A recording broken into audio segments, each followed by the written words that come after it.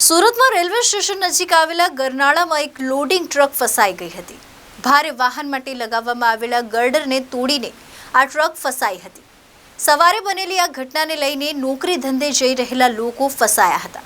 2 કિલોમીટરથી લાંબુ traffic jam થવાના કારણે લોકોને ભારે હાલાકી ભોગવવી પડી હતી.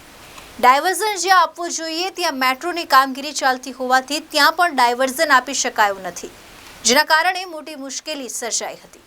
આજે સવારે 5 વાગ્યે એક સિમેન્ટ ભરેલી લોડિંગ ટ્રક રેલવે ગરનાળામાંથી પસાર થવાનો પ્રયાસ કરી રહી હતી.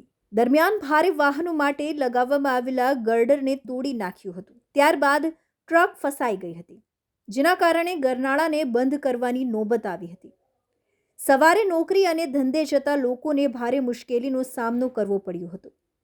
પોદાર આર્કેડ ખાતે બેરિકેડ મારી દેવામાં આવ્યું હતું, જ્યાં ઇમરજન્સી હોવા છતાં કેટલાક લોકો દ્વારા કોઈને જવા દેવામાં આવી રહ્યા નહોતા. આ સાથે લોકો સાથે દાદાગીરી પણ કરવામાં આવી રહી હતી. તેમના જાણીતાને બેરિકેડ ખોલી જવા દેવામાં આવી રહ્યા હતા. લોકોને ગાળો આપી ઉદ્ધત વર્તન કરવામાં આવતું હતું. વરાછાથી રેલવે સ્ટેશન તરફ જવાનો આખો રસ્તો બંધ થઈ ગયો હતો. ડાયવર્ઝન એલિફ રોડ પર આપવામાં આવ્યો છે, જોકે ત્યાં પણ મેટ્રો અને રેલવે સ્ટેશનનું કામ ચાલતું હોવાથી રસ્તો બંધ છે, જેથી ગરનાળું બંધ થતાં તેનું ડાયવર્ઝન ત્યાં આપી શકાયું નથી, જેના કારણે વરાછાથી પોદાર આર્કેડ સુધીમાં 2 કિલોમીટર જેટલો ટ્રાફિક જામ થયો હતો. ટ્રાફિક જામના પગલે મોટી સંખ્યામાં લોકોને મુશ્કેલીનો સામનો કરવો પડ્યો હતો. ઘટના અંગે જાણ થતાં જ પોલીસે ટ્રકને બહાર કાઢી ટ્રાફિક રાબેતા મુજબ કરવાનો પ્રયાસ કરવામાં આવ્યો હતો.